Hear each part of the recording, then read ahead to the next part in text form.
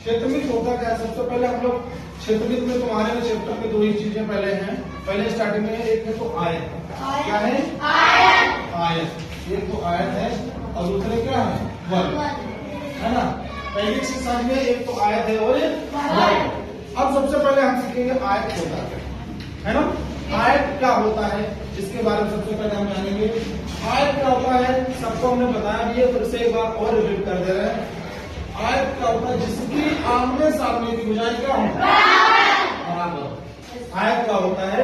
जिसकी आमने सामने की भुजाएं बराबर। अगर ये भुजा 2 है, 2 मीटर, कितनी है? 2 मीटर है, तो ये सामने की भुजा इसकी कितनी होगी? 2 मीटर। कितनी होगी? 2 मीटर होगी। अगर ये भुजा 5 है, कितनी है? 5 मीटर, तो इसके सामने की भुजा भी 5 मीटर होगी। क्या समझ में आ गया? तो सबसे पहले हम आयत के बारे में पढ़ते हैं, वर्ग बाद में पढ़ते हैं, है ना। तो यहाँ पर समझ में आ गया आयत क्या होता है? जिसकी आमने सामने की भुजाएं क्या हो? आपस में बराबर होती है। अगर ये 2 है तो ये भी 2, ये 5 है तो ये भी 5। इसी प्रकार आयत को लिखा है ना। इसमें सूत्र होता है, उसको भी बताएंगे। अगर ये बी, ये एल है और ये बी, ये एल तो ए बी है, ये बी तो ए बी। अब इसमें आता है आयत का परिमाप। क्या आता है? आयत का परिमाप, है ना।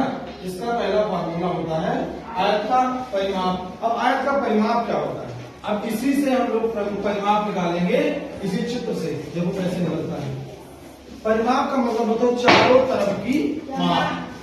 परि माने चारों, माप माने माप का चारों ओर की जो माप होती है उसे परिमाप बोलते हैं। जैसे ये आयत हो गया और हमने क्या किया, यहाँ से हमने चलना शुरू किया, यहाँ से चलना शुरू किया, यहाँ से यहाँ तक चले हम कितना?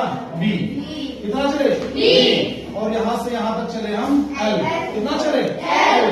फिर यहाँ से यहाँ तक गए तो बी, और फिर यहाँ से यहाँ तक गए तो एल। समझ में आ गया? तो इसका एक फॉर्मूला होता है 2 बार। कितनी बार हम लोग चला? 2 बार एल। कितना? 2 बार एल और 2 बार बी।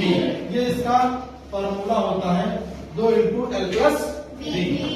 2 इंटू लंबाई प्लस चौड़ाई, क्योंकि लंबाई को 2 बार जोड़ेंगे और चौड़ाई को 2 बार जोड़ेंगे, इसीलिए हमने 2 बार ले लिया और लंबाई प्लस चौड़ाई।